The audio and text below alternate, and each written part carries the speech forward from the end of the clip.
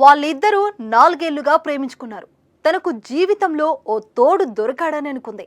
అతడే సర్వస్వం అనుకుంది. అతడు ఏం చెబితే అది చేసింది. ప్రేమలో ఉన్నప్పుడు ఇద్దరు కలిసి హుషారుగా తిరిగారు.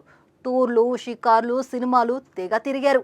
కానీ కొంతకాలంగా అతడిలో ఊహించని మార్పు. ఫోన్ చేస్తే కట్ చేస్తున్నాడు. కలుద్దామంటే ఏదో పని చెప్పి ముఖం చాటేస్తున్నాడు. తనే వస్తాడులే అనుకుంది.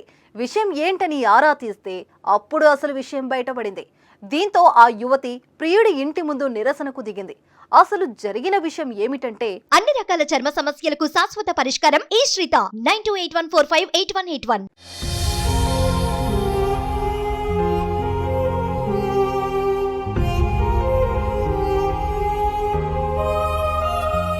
కరీంనగర్ జిల్లా మానకొండూరు మండలం గంగిపల్లి గ్రామంలో గుడిసెల రమేష్, గుడిసెల వెంకటేష్ అన్నదమ్ములు. వారిద్దరూ ఇద్దరు అమ్మాయిలను ప్రేమించి పెళ్లి చేసుకుని వారితో 4 సంవత్సరాలు కాపురం చేసి తర్వాత మోసం చేశారని ఇద్దరమ్మలు వారి ఇంటి ముందు బైఠాయించారు.